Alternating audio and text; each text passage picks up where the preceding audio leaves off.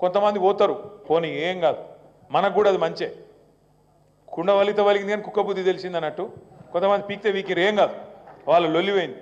అధికారం ఉన్నప్పుడల్లా బెల్లం చుట్టూ ఈగల్లెక్క తిరిగిన వాళ్ళు, పెద్ద పెద్ద పదవులు చేసిన వాళ్ళు, స్పీకర్ పదవి చేసిన వాళ్ళు, మంత్రి పదవులు చేసిన వాళ్ళు, సిగ్గు లేకుండా ఇవాళ రేవంత్ రెడ్డి చుట్టూ వాళ్ళు ఏమేమి తిట్టిండు వాళ్ళని రేవంత్ రెడ్డి మొత్తం ఉన్నాయి సోషల్ మీడియాలో.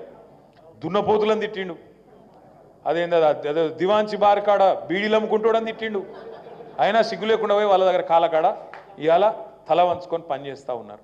ఇంకా నీతిమాలిన రాజకీయం ఏంటంటే, సరే మన ఎమ్మెల్యేల ఇండ్ల చుట్టూ తిరిగి కండువాలు కప్పిండు, ఓ 10 మందిని ఎత్తుకపోయిండు. మీకు తెలుసు, నాకు తెలుసు, రాష్ట్రం మొత్తం చూసింది.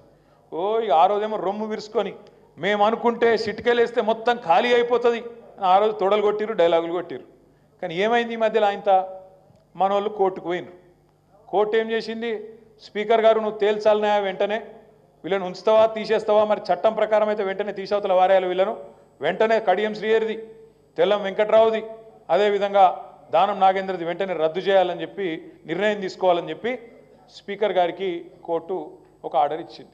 మరి ఏం చేయాలి, వెంటనే ఇక తప్పించుకోవాలి. ఎట్లా తప్పించుకోవాలి, ఎంత సిగ్గులేని మాటలు మాట్లాడుతుండ ఆ మంత్రి శ్రీధర్ బాబు, ఏమైనా ఇజ్జత్మానం ఉన్నాడు మాట్లాడతారు అట్లా. వాళ్ళిద్దరు బీఆర్ఎస్లో కొట్టుకోవట్రి, మాకేం సంబంధం మధ్యలో అని అతి తెలివి మాటలు, అతి తెలివి కథలు పడుతున్నారు. నేను అడుగుతున్న శ్రీధర్ బాబు గారు, నువ్వు చెప్పింది నిజమే అనుకుందాం ఒక్క నిమిషం. ఈ గాంధీ అంటోడు మా ఎమ్మెల్యేని అనుకో, ఒక్క నిమిషం అనుకుందాం నువ్వు అన్నట్టు. మరి ఆయన ఇంటికి పోయి కండువా కప్పిన దౌర్భాగ్యుడు సన్నాసి ఎవడు? గాంధీ ఇంటికి పోయి కాంగ్రెస్ కండువా కప్పిన సన్నాసి ఎవడు? నీ ముఖ్యమంత్రి కాదా, చిట్టినాయుడు కాదా?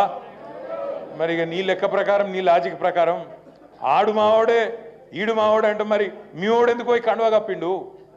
ఇట్లాంటి ప్రశ్నలు అడిగితే మా వినయ్ అన్న మరి తెలిసి అన్నాడో తెలియకన్నాడో కానీ ఎలక్షన్ వస్తే అన్నాడు, ఏది గన్పూర్లో, వచ్చుడు కాదు బరాబర్ వస్తుంది, ఆయన ఓడగొట్టి తీరాలే, బరాబర్ వస్తుంది, ఎవడు ఆపలేడు. 10 ఎలక్షన్లు వస్తాయి.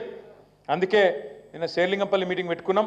నేను ఆల్రెడీ డాక్టర్ రాజయ్య గారికి చెప్పిన, డాక్టర్ రాజయ్య గారే మన క్యాండిడేట్ అని ఇప్పటికే కేసీఆర్ గారు కూడా అనౌన్స్ చేస్తున్నాడు.